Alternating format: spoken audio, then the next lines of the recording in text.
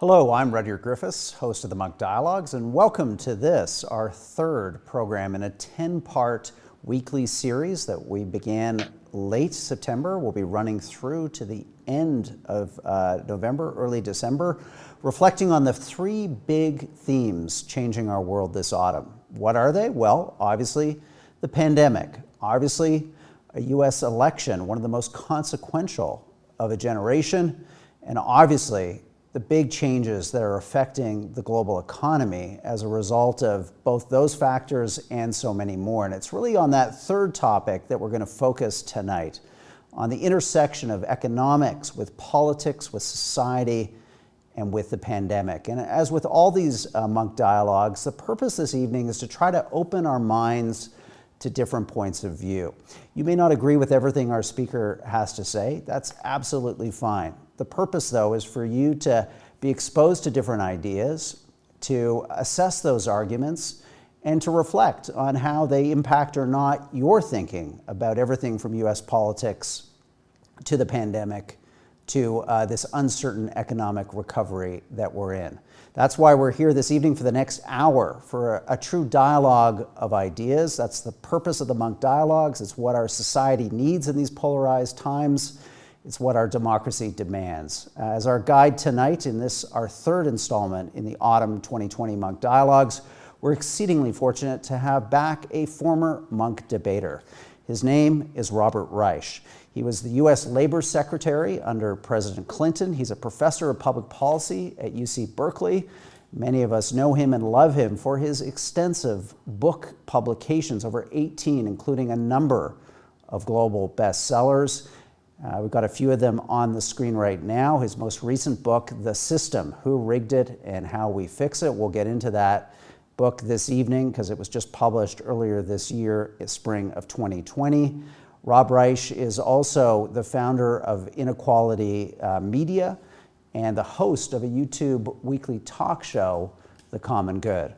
Robert, great to have you here on the Monk Dialogues for our conversation tonight. Well, thank you, Rudyard. I'm delighted to be here, and thank you for inviting me. Well, let's kick off with drawing, I think, out of some of the key kind of arguments set out in your most recent book, and maybe you could explain for viewers why you think that this election is historic for America, that you see it as a pivot, an inflection point where America has a choice between what you believe is an inclusive and representative democracy and something else, something darker that looks more like an oligarchy, the rule by the rich over the many, the poor. Why do you think that is the way that we should be thinking about what's at stake on the ballot in the United States come November 3rd? Rudyard, I think that Donald Trump is not the cause, but is the consequence of 40 years of stagnant wages and widening inequality in the United States, with more and more of the wealth of the country and more of the power over politics and over the economy centered in a relatively small number of very, very fortunate people. The Greeks called it an oligarchy, this kind of system of government and system of economics. I use that term because I think it is a descriptor of what we are heading toward, at least in the United States. Other countries are heading toward the same sort of degree of inequality, but not as quickly as the United States. I think the stagnant wages particularly, and also the overwhelming power and wealth lodged in the very, very top, caused many Americans over the past 40 years to become increasingly disillusioned and angry with the system as a system. I remember when I was Secretary of Labor, I used to go out to the Midwest and the so-called Rust Belt and the South and talk with workers who described themselves as Democrats or Republicans, conservatives, liberals. It didn't really matter. But I remember in the 1990s, 25 years ago, many of them expressing anger and frustration that they were working harder than ever and they were not getting ahead, and they were worried that their children were not going to get ahead. Since then, the situation has only grown worse. And I think in 2016, Donald Trump tapped into that reservoir of anger and turned it into resentment and even hate, racism, misogyny, xenophobia. We've seen it all before. These are not new sentiments. We've also seen these sentiments linked before to economic anger and a sense of frustration, a sense of unfairness. But I think that Donald Trump, even if he loses the election, will not go away. That is, Trumpism will not go away from the United States. We will not see this kind of angry populism remedied until we begin to have an economy that is working for everyone and a democracy that is truly representative. Thank you, Rob. So just to build on that, I mean, one of the things that you've really become known for over the last number of years is your kind of principled fight against economic inequality. You've done this through documentaries, through your own writing and books. And I just wonder what your views are that we're now 6 or so months into this pandemic, and one of the consequences of the pandemic, despite all the other issues that we're having to grapple with, is an explosion of economic inequality. Has that surprised you? And if so, why is that, in a sense, one of the major hallmarks or features of this moment that we're living through? Not even a leveling off of inequality, but a further entrenchment of these gaps between rich and poor in response of all things to a pandemic. Why does a pandemic lead to inequality? I'd love to hear your thinking on that. For some of the same reasons I suggested before, Rudyard, we've laid the foundation for this. People who are in the bottom half or the bottom 10% of the income ladder, they tend in the United States not to have very good health care. Their housing situation is precarious. They have to live with, very often, many other people. Their work situation also is precarious. Many of them have been dubbed so-called essential workers, which means that they are in warehouses or in factories or in hospitals as hospital orderlies, and others who were the last to get personal protective equipment, if they even have it today. They do not have paid sick leave. They don't have the health insurance they need in order to be able to take time off during this pandemic. The United States doesn't have a public health system as such designed to protect the most vulnerable workers and most vulnerable people in our society. So we were set up, in a way, for the poor, disproportionately Black and Latinx, to suffer the most.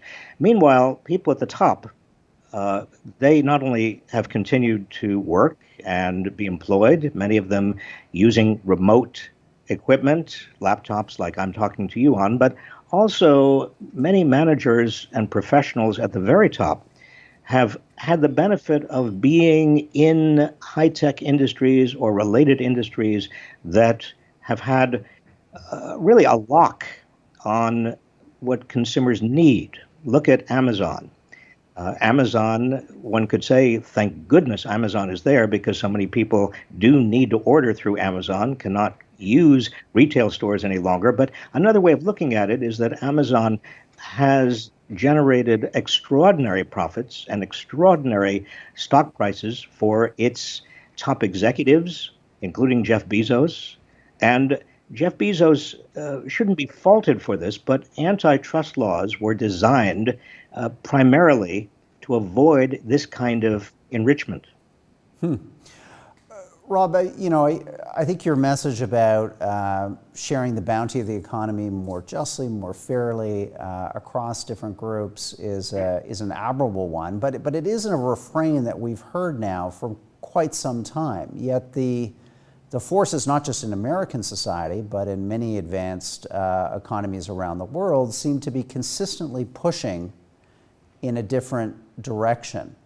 What is at the root of that? Is it, I mean, you've talked about changing voter attitudes regarding anger towards the system and embracing of populism.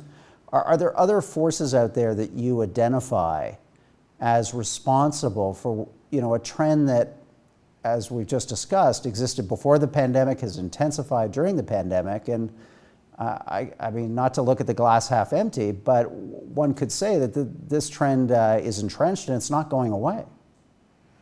Well, you could say it's entrenched and it's not going away, but I think it has to go away and it has to be reversed. I want to just emphasize to you that almost every wealthy, advanced society, country in the world has seen widening inequality over the past 20, 30 years. That's partly due to technological changes, globalization. We've discussed this. I've discussed it. I've written about it for many years. But the United States is unique in the sense that the United States is the outlier. Something else is going on here. And to some extent, it's also going on in Britain and in Canada, but to a lesser extent. What's going on here is that the very wealthy have transferred, or at least translated, some of that wealth into political power. Enough political power to get dramatic tax cuts and to stop antitrust laws and to change the rules of the capitalist game to benefit them and handicap everybody else. And we could examine every particular rule. I don't want to spend our precious time doing that. But the point is that in the United States, more than any place else, wealth has found its way into politics, and politics has altered the rules of the game to enable wealth to become even larger and more intense and more entrenched. One other point, as we're talking about COVID, because I think your point was the coronavirus kind of exemplifies and both illustrates and has made all of this that much larger. Compare the United States to Canada in this regard. In the United States, we are seeing approximately a mortality rate of 60.3 people for every 100,000 people in the United States. 60.3 per 100,000. In Canada, you have 24.6 people who are dying per 100,000. Now, what's the difference? I mean, is Canada really that fundamentally different than the United States? In certain respects, yes.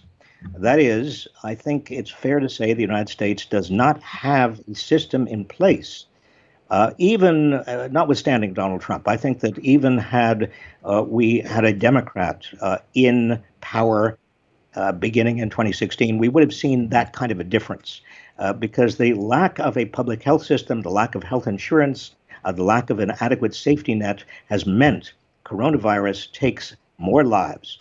If we had the same rate as Canada in terms of deaths per 100,000 people, there would be 117,000 fewer Americans dead today.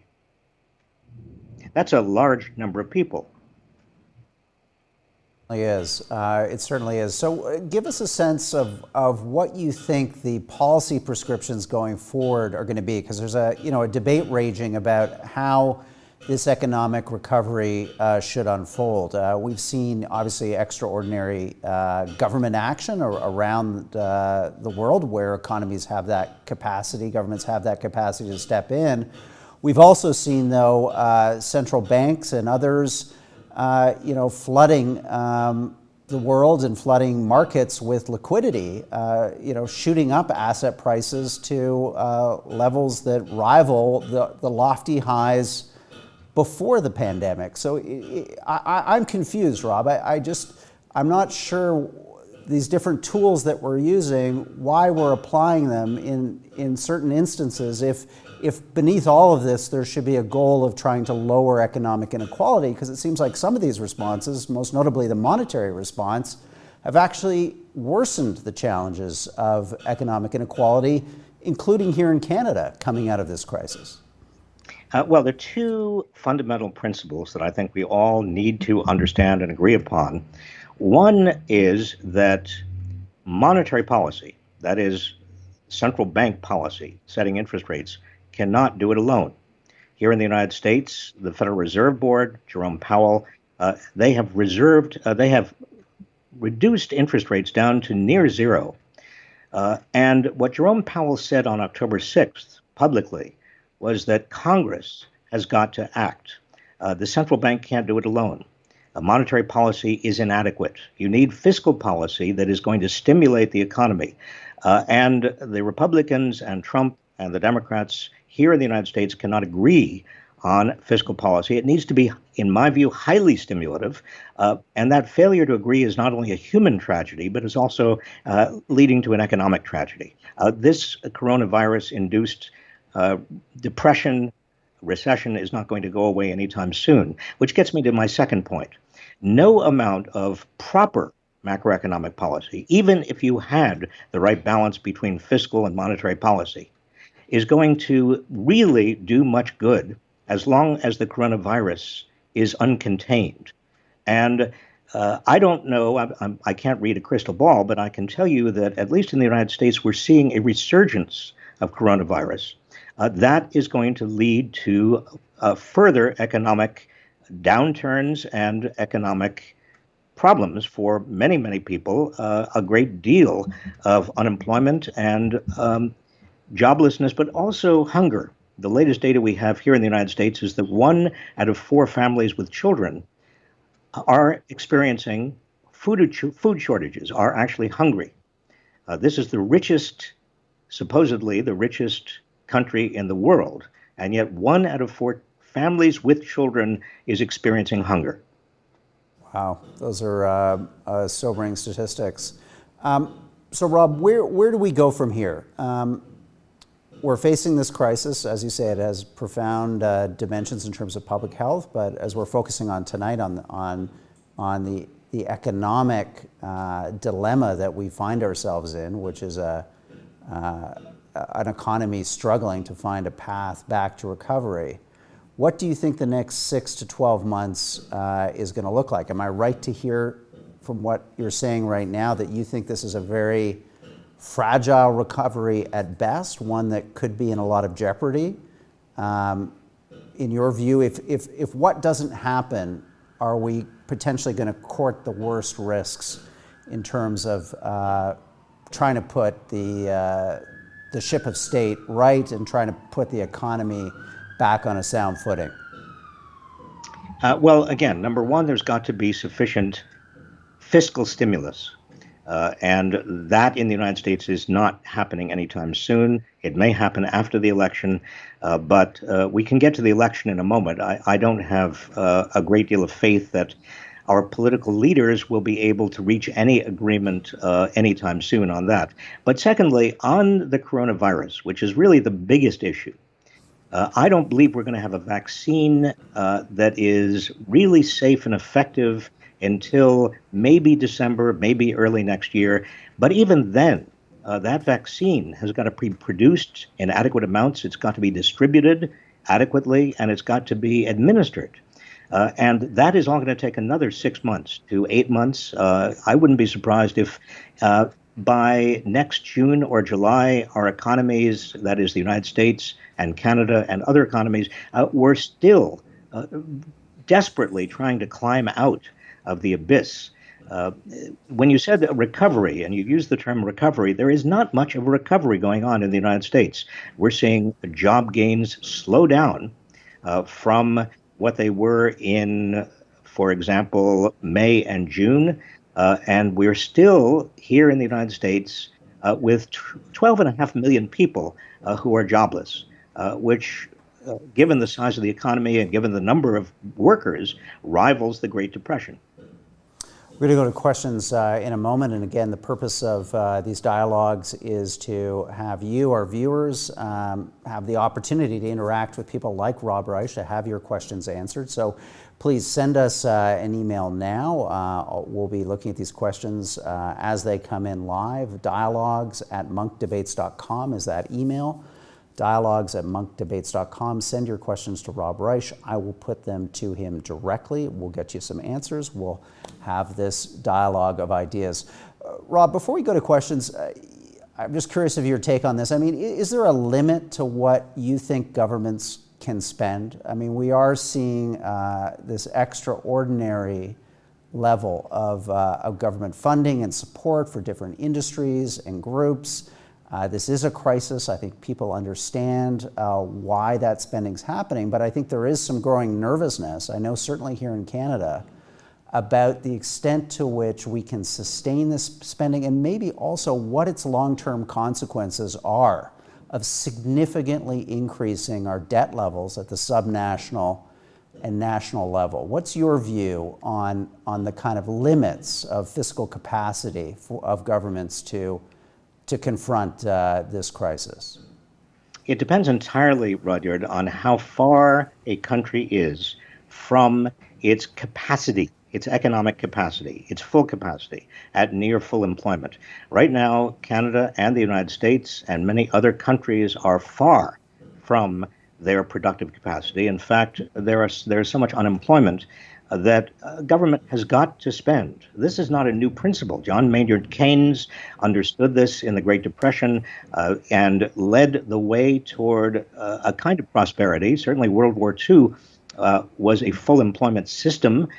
We wouldn't want to go back to any kind of a warfare, obviously, but we do need to understand that now is not the time to worry about government debt.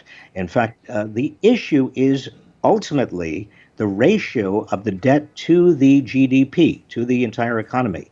And if government is not going to spend its way out of a deep depression, then the economy is going to start shrinking, which means that the ratio of the debt to the GDP worsens. That's an austerity trap, and we've been there before. We know what it means. We shouldn't go there again. Okay, let's start taking some questions. Again, the purpose of the Monk Dialogues is to have a conversation of ideas. We've got a whole bunch of questions that have come in for Rob over the last 48 hours, and we'll be taking your questions live during the program.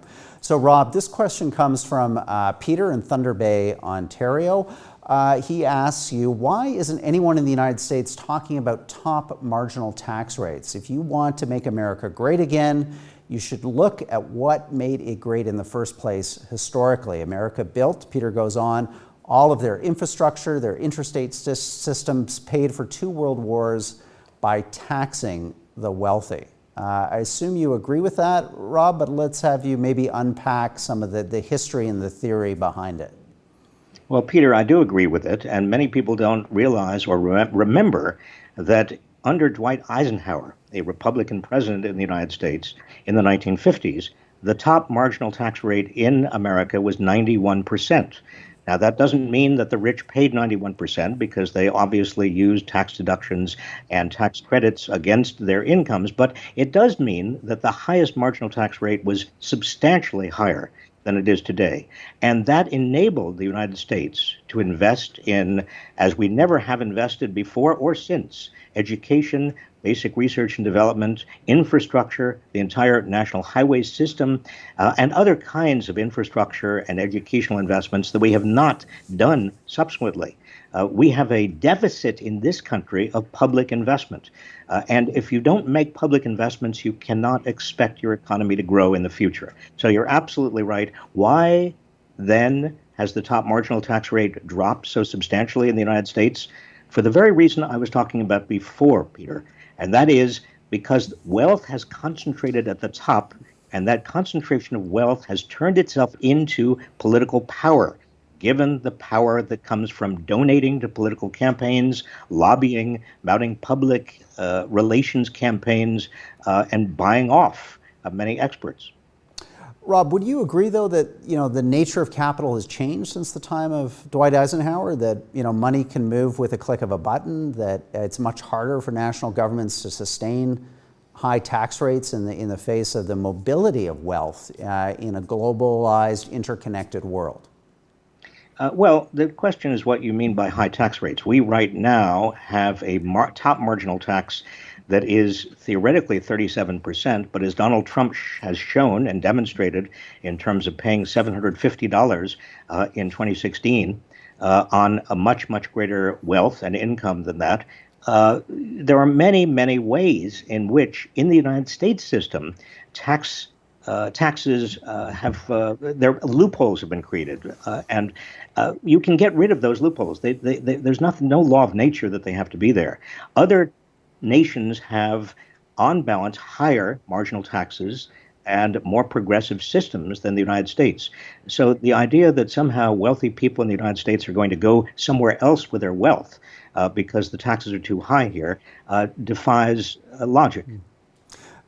I mean, these are great points. These are really fundamental issues. So I really enjoy bouncing these off you. So what about the argument, to try another one, that high tax rates impede innovation?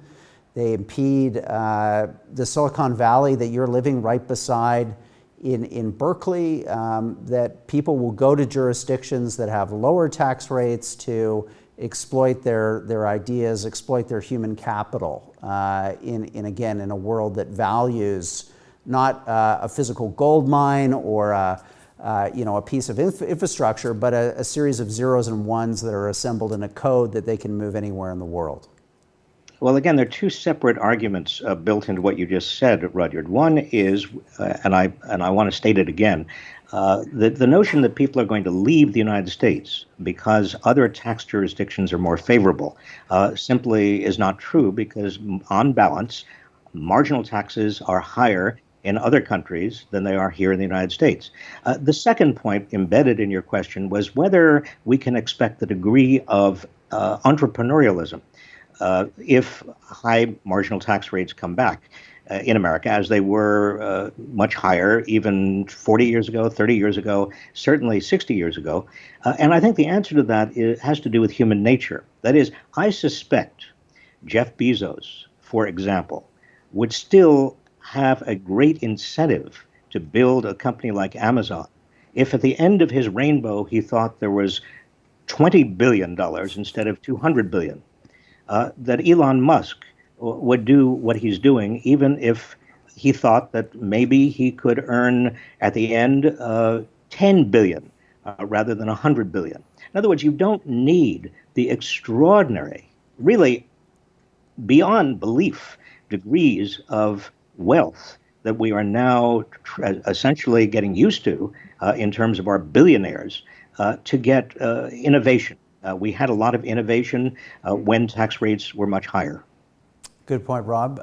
Silicon Valley was built in no small part some of that time during the administration of Dwight Eisenhower. So point taken. Let's go on to another question here from Jody. Jody's asking, much of your recent work seems to focus on saving capitalism, also the great project of FDR.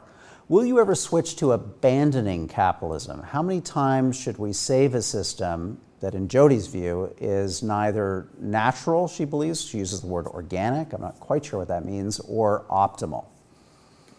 Jody, it's a good question, but a lot of it turns on how you define capitalism. That is, there's no country in the world, even including China, that doesn't have some degree of private property and free exchange of goods and services. The real issue, it seems to me, is what kind of capitalism we're talking about. Are we talking about, at the one extreme, kind of Nordic capitalism, in which you have very thick safety nets if people, for no reason of their own, fall down, or you have public investments, very substantial public investment of a sort that we've already talked about in terms of investment in education and infrastructure and basic research and development, or do you have the United States kind of brutal capitalism in which there is there's certainly no paid leave, there's no sick leave, there's no vacation leave. There is basically a trend toward more and more people who are independent contractors in which they're misclassified. They no longer have any labor protections at all.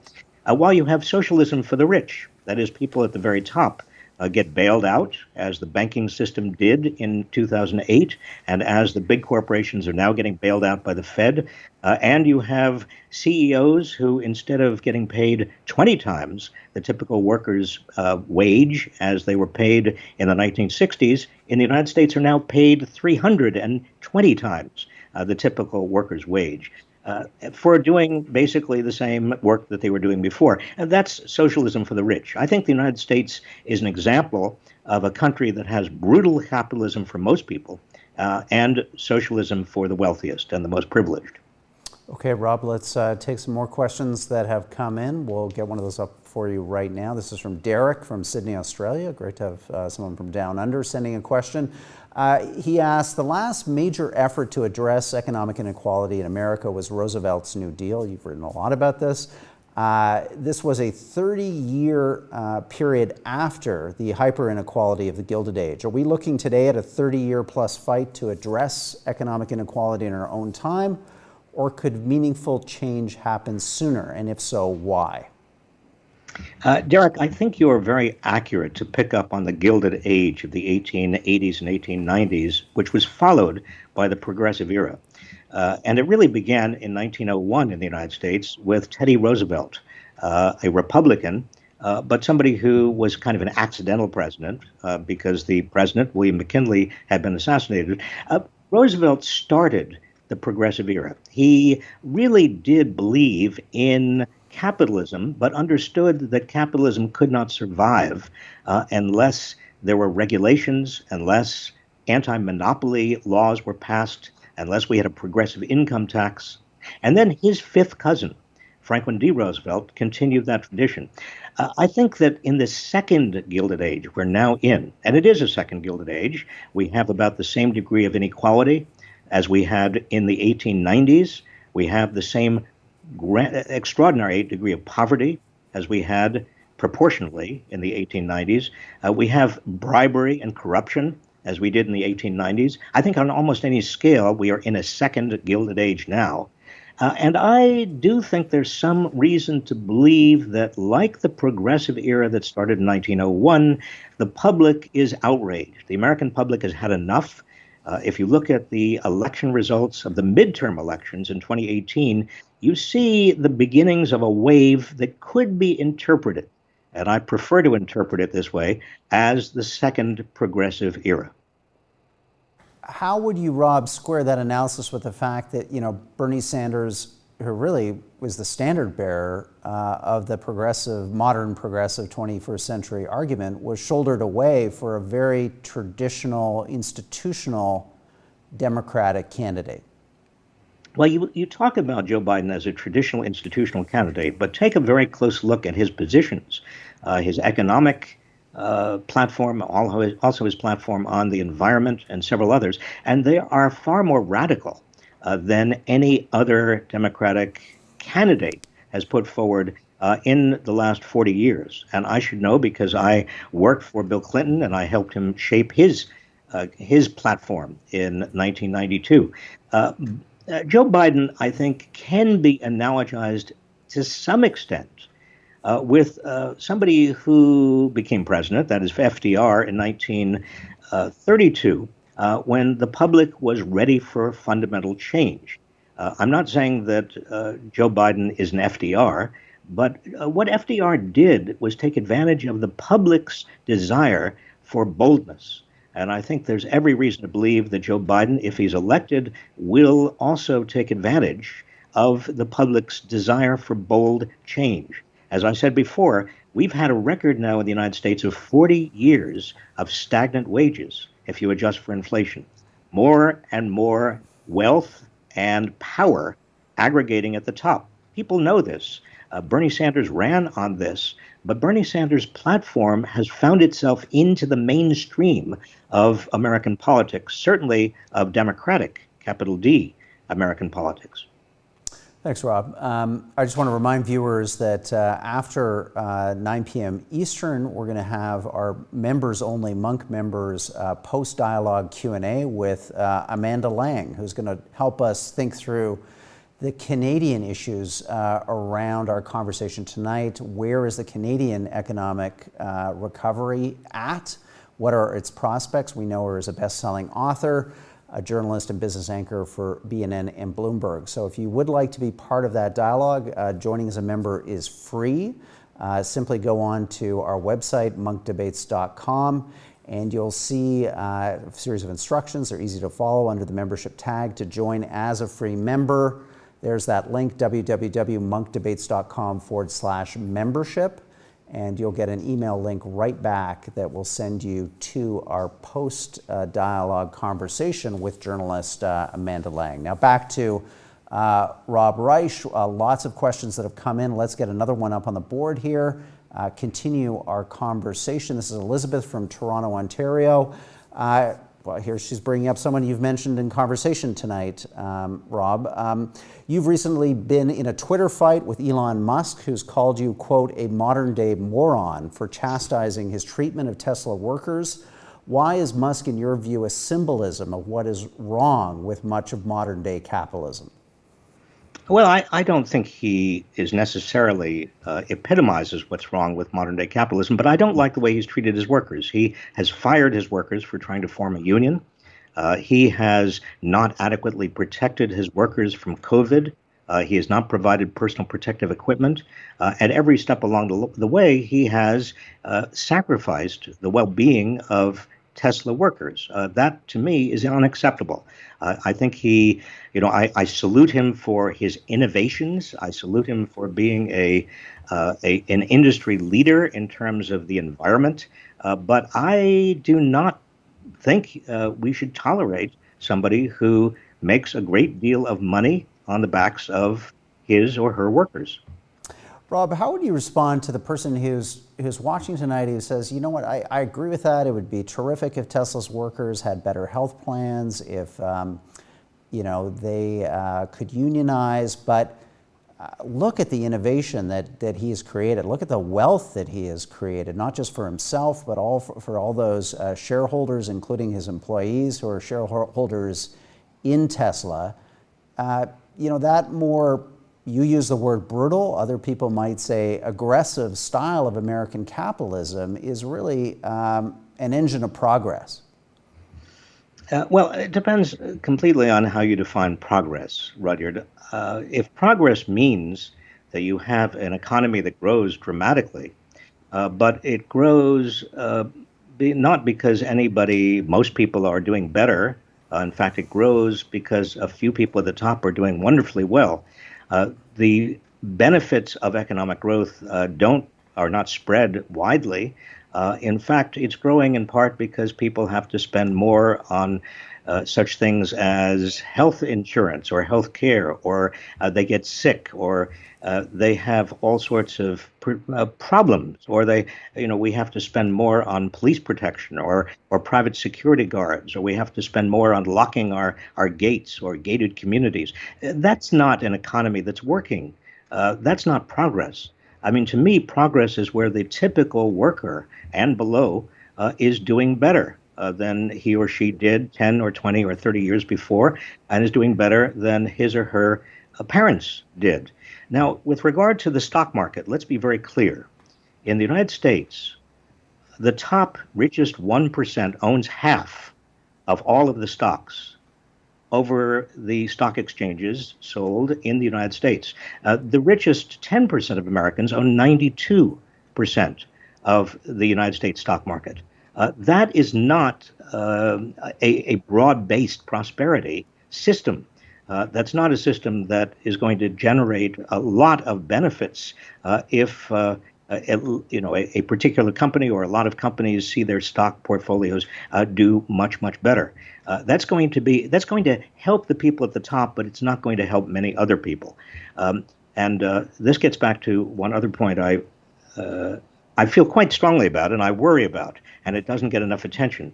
And that is right now the Federal Reserve Board is bailing out big American corporations by absorbing the debt that many of them created over the last 10 years when they borrowed in order to buy back their shares of stock. Now, they gave the stock market a kind of sugar high, a kind of steroidal sugar high. But that is dangerous, and it sets up what economists call a moral hazard problem, because a lot of big companies now will take the same position that big banks take. That is, they're too big to fail. That's not a good position to be in from the standpoint of average workers, average people. Just a broad-based prosperity. Well, it's certainly not broad-based prosperity. Mm-hmm.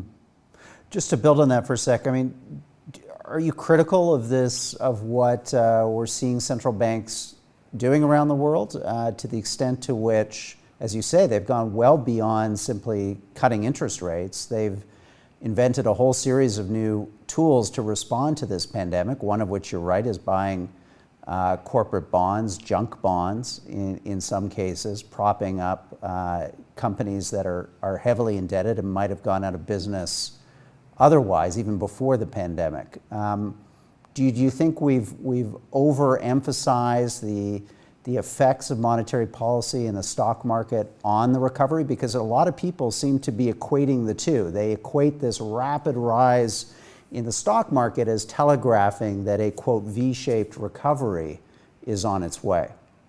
Well, that's wrong.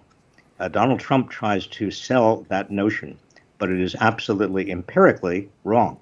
There is no relationship between the stock market and the real economy in terms of what people are doing or not doing, the jobs that they have or don't have, the income that they have or don't have. The real economy depends on people, and it depends on their jobs and incomes. Let's be very, very clear about that. Nothing is trickling down. In fact, we've had the wealthy do better and better for 45 years in the United States, and almost nothing has trickled down to average workers or below. Let's talk a little bit about policy solutions. Michael White has emailed in asking, are you a believer in modern monetary theory? Do you believe that central banks can print unlimited amounts of money with, I guess, the outlying risk being either inflation or problems, the valuation of their currency coming into question? What's your thoughts on modern monetary theory? Because this is something that either in name or in reality, we are starting to experiment with. Again, just extraordinary spending on the part of governments, self-financed through their own central banks. At the present time, given that we are in the depths of a depression that rivals the Great Depression of the 1930s, I think there should be no question that governments should be spending, interest rates should be low. Modern monetary theory suggests that we never have to worry about inflation. I don't think that's quite the case. I think that there will be inflationary pressures building up at some point in the future. But for right now, we shouldn't worry about inflation. There's no inflation. Look everywhere. Look under the bed. Look in the walls. There is no inflation. In the United States, there's no inflation in Canada. Let's not create boogeymans at a time when we really do have serious problems. Rob, are you worried at all about the United States currency's status as the global reserve currency? I mean, the US dollar has fallen precipitously since the onset of this crisis. The fact that you do hold the global reserve currency is a huge economic advantage to the United States. You know, are there implications here for the trillions of dollars that are being spent, the debts that are being incurred with these massive deficits on the value of your dollar? Again, if you're looking at the next 20 to 30 to 40 years, Rudyard, I am concerned. That is, if we were going to continue to have very, very low interest rates, near zero interest rates as we've had, and the degree of government spending we have had so far, out into the future for the next 10 or 20 years, yes, there'd be reason to seriously worry about the United States as a reserve currency, because other countries would begin to worry in turn about the United States dollar and the stability of the dollar. But right now is not the time to do that. I want to emphasize this. The biggest danger is that we don't spend enough, we don't hold interest rates down enough, and therefore that the economy does not grow. It stays in the doldrums. The biggest challenge right now, again, I want to emphasize, is the coronavirus. Those are the two biggest problems: a failure to stimulate the economy adequately, and also a failure to contain the coronavirus. If this goes on, these two failures go on much longer, that is for another 6 months, a year and a half, then we are going to be, not only the United States, but all countries are going to see the depression worsen. Okay, sobering words. Let's go to another question that's come in from viewers in advance. Ken from Halifax writes, How would you convince a voter in America's industrial heartland who voted for Trump for the first time in 2016 to come back to the Democratic Party, a party that arguably hollowed out U.S. manufacturing by favoring trade liberalization, financial deregulation, and its own share of tax cuts for the wealthy? And I guess just to build on that, do you accept, Rob, the argument that the Clinton administration made a mistake about China, and it made a mistake about the impact of trade liberalization, especially with regards to China, on the American industrial heartland, and what would happen to the manufacturing jobs of millions of your fellow citizens? I think the Clinton administration, and I was there when these decisions were made, was too optimistic about China's ascension to the World Trade Organization. The assumption that the Clinton administration had was that if China could be brought into the world trading system, that would influence China to become more democratic and to become less dangerous in various ways. That was a mistake in the sense that that assumption was far too optimistic. And I think that the net effect of that ascension into the World Trade Organization and the trading system did accelerate the kind of hollowing out you're talking about American manufacturing. But let me just hasten to say that American manufacturing, if you define it as the assembly line, and that's what most people talk about because that was the labor-intensive part of American manufacturing, those assembly lines were being replaced by high technology notwithstanding. That is, if you go to any American factory today, what you see is not a fleet or platoons of workers. You see numerically controlled machine tools and robots doing the work that workers used to do on assembly lines. So it's not global trade that was the problem and is the problem for American manufacturing. Okay, interesting. And how would you talk to that voter, that blue-collar, Democratic voter who many of them switched in 2016 to the Republican Party? How would you try to bring them back to a Democratic Party that you've been justly a critic of at times for its own close ties to Wall Street, to financial deregulation, to favoring wealthy donors with access and an undue say over public policy? Well, I think there are 2 points here, Rudyard. One is I'm not going to indulge in a false equivalency between the two American parties. The Democratic Party does have a Wall Street corporate contingent, but relative to the Republican Party that was treated by Donald Trump to and corporate and Wall Street contingent in the Republican Party, treated by Donald Trump to extraordinary tax cuts and amazing degrees of regulatory rollbacks, the Democrats really would offer and have offered nothing like that. So the first point I'd make with any skeptical Rust Belt or Midwesterner with regard to Joe Biden, I would say, look, the Republican Party really is a Trojan horse for corporate and Wall Street interests. The record of the Democratic Party, and you don't have to go back to Roosevelt, just go back to Obama and Clinton, and if you want, Jimmy Carter. That record has been much more favorable to average working people than Republicans. Secondly, I talk about health care, which is on Americans' minds. Most people today are spending a fortune on co-payments or deductibles or simply trying to afford increases in premium prices for health insurance. And the Affordable Care Act that was put into place under Obama with no help from the Republicans at all has been a factor in keeping a little bit of check on this increase in healthcare costs, but we have to go further. The Republicans refuse. Donald Trump said in 2016, you remember, I want to get rid of repeal the Affordable Care Act, and I'm going to substitute something much better. The Republicans never came up with anything much better. In fact, they never came up with anything, period. And Donald Trump is now in the Supreme Court trying to get the Supreme Court to strike down the Affordable Care Act. I would talk to average working people, and I do, about health care.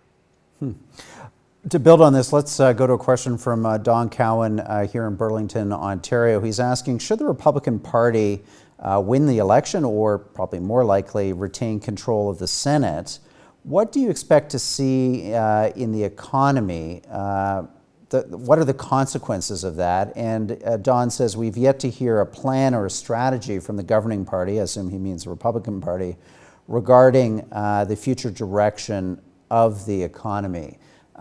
We've seen, Rob, this prolonged, painful discussions around a new large fiscal stimulus to address, as you say, the symptoms of a softening recovery, which seem more evident with every passing day in the United States. That stimulus deal looks like it has fallen apart and will not happen before the election.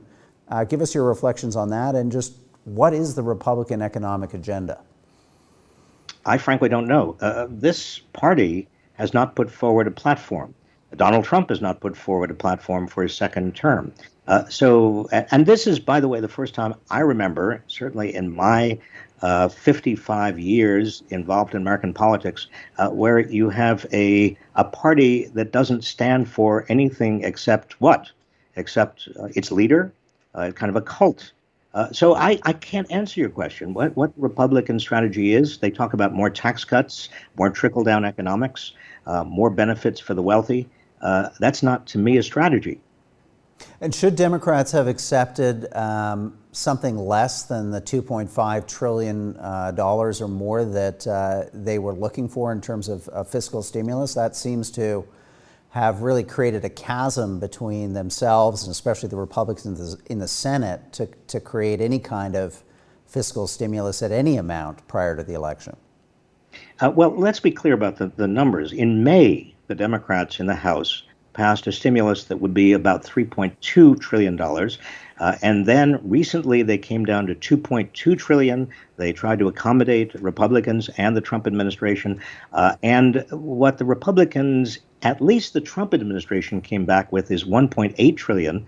But Mitch McConnell said there's no way that the Republicans in the Senate are going to agree to $1 trillion, even though that number came out of the Trump White House. So it's a mess, and I think that given that we're 3 weeks to the election, there's no way that there will be agreement before the election. My hope is that after the election, once the smoke clears, that there will be a little bit more clarity about who is going to have the power, and therefore there is at least the possibility of achieving some agreement. You're so well versed in Washington from your time there. So what happens with the lame duck session of Congress after the election? Can major legislation be passed, or is that traditionally a period where those decisions are put off until after the new Congress is sworn in January?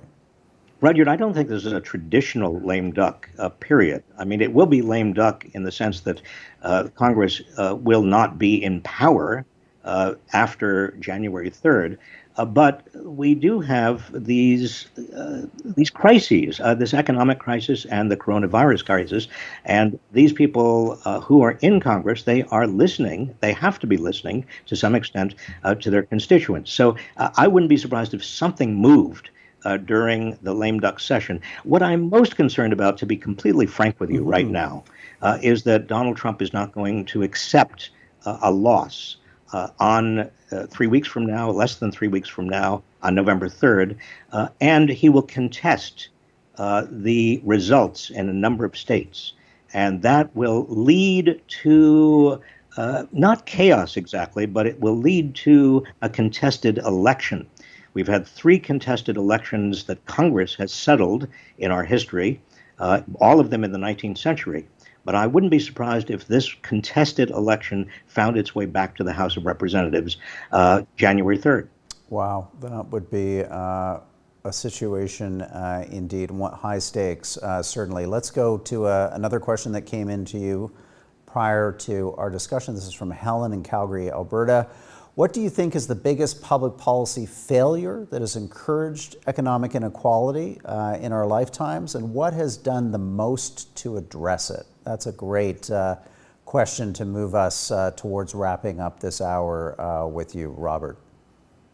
I think the greatest failure, underlying a lot of failures, is the failure to constrain big money in American politics. That is, as wealth began to concentrate at the top 40 years ago, there were opportunities to pass laws and regulations that would have tried to make it more difficult to translate that wealth into political power. Some of them were enacted into law, not enough in my view. And then the Supreme Court felt in a number of very questionable decisions that even those minimum constraints on the power of great wealth would fall afoul of the First Amendment, freedom of speech in the United States. I think that we probably have to have a constitutional amendment, but the biggest failure, again, is big money in politics. That has led to all kinds of mischief in the United States. The biggest success over the last 40 years has probably had a lot to do with somebody who is never associated with this success. And that is Alan Greenspan, when he was head of the Federal Reserve Board in the 1990s. He allowed unemployment to drop to 3% without raising interest rates.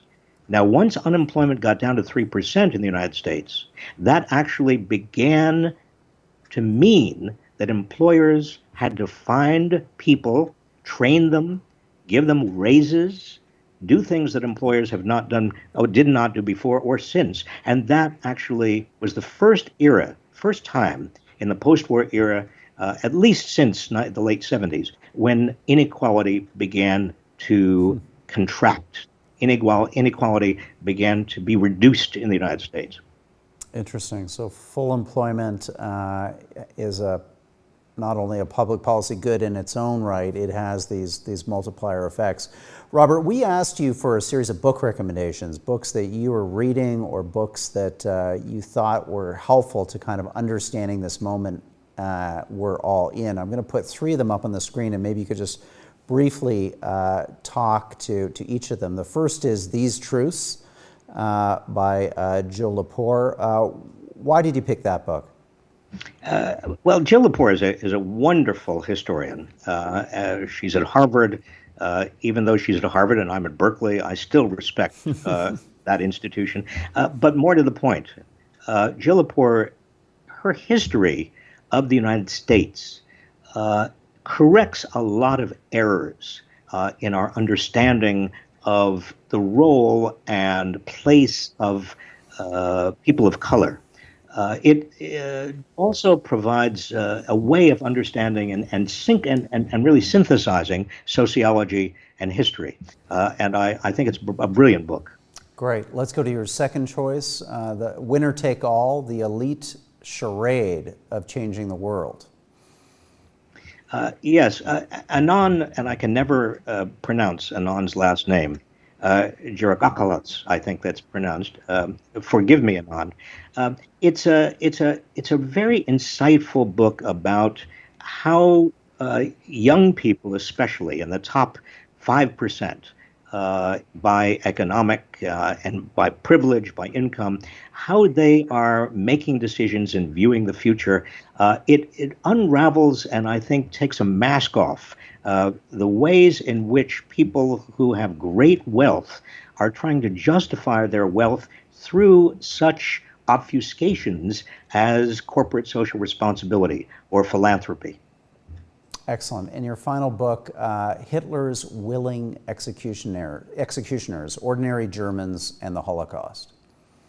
I think that's revealing. It's not a new book, but it's a very useful book in terms of understanding how a nation can not only drift into authoritarianism or fascism, but how a lot of people who have power in that society, business executives, heads of foundations, heads of other institutions, not-for-profit institutions, how they can go along with it without realizing that they are fueling and condoning and justifying that drift toward authoritarianism and fascism. There are parallels between what's happening in the United States now and what that book reveals.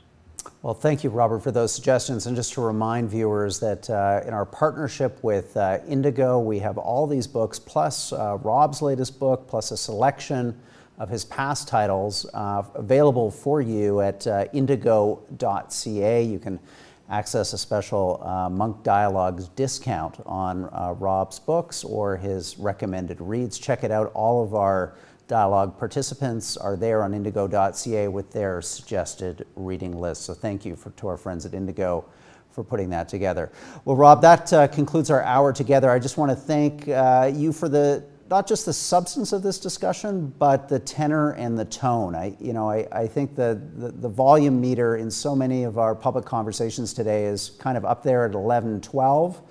And you approached this conversation with insight, civility, and substance. You're an honorary Canadian. Thank you, Rob. I was just going to ask you for that title. Thank you, Roger. Thank you for arranging this. Anytime. We'll hopefully see you soon back here in Canada. We always enjoy hosting you. And if Donald Trump wins another term, I may be petitioning the Canadian government to allow me to settle there. Okay, we know some people at the Munk School at U of T. We can make a few calls for you. Good. Okay, thank you. Ladies and gentlemen, that concludes our conversation with Robert Reich. I just want to remind viewers and our Munk members watching and people who've just enrolled for membership that in 5 minutes we'll begin a discussion with Amanda Lang on the kind of Canadian dimension of our conversation tonight, the intersection of the pandemic with the economy. We know Amanda Lang well as a best-selling author, journalist and broadcaster at BNN Bloomberg. I also want to tease next week's show. Part of the purpose of this dialogue is to give a full range of views and perspectives, to open our minds to different points of view. Next week, we have on the former Speaker of the U.S. House of Representatives, Newt Gingrich, who's going to be our guest on Wednesday, October 21st, also a past Munk debater at 8 p.m. Eastern. So a controversial figure, a controversial subject that we'll be tackling, which is Newt Gingrich's case for the re-election of Donald Trump. Again, we encourage people on these dialogues. You may not agree, but tune in, hear the other view. You're going to be wiser for it. I want to also thank our many partners and supporters. First and foremost, the Peter and Melanie Munk Charitable Foundation, who make the Munk Debates, the Munk Dialogues, our weekly debate podcast, all available as a free public service to Canadians and people around the world. So thank you to the Peter and Melanie Munk Charitable Foundation. Our presenting sponsors tonight are Onyx and Gluskin Chef, who've been with us throughout the spring and now into the fall. Thank you, Onyx and Gluskin Chef. And our supporting sponsors, Torrey's LLP, Bond Brand Loyalty, and Cossette Media. Thank you. And these dialogues truly are a binational cross North America initiative. We've got a whole bunch of partners taking this conversation out to the broader public. CPAC, Canada's Public Affairs Channel, GEM, CBC's streaming service, Facebook Canada, Indigo I mentioned, NPR and PBS, the Buffalo station, WBFO, and our friends at the Globe and Mail, Canada's national newspaper. So again, thank you for being part of this, our third installment. You can see links to all of our upcoming dialogues, 10 weeks in total, concluding in early December on our website, monkdebates.com. I'm Rudyard Griffiths. Thanks for tuning in. Please join me in 5 minutes for my conversation with Amanda Lang. We're going to dig into the Canadian features and facets of our conversation tonight, focusing on the pandemic and its effects on the economy. Thanks for watching. We'll see you next week.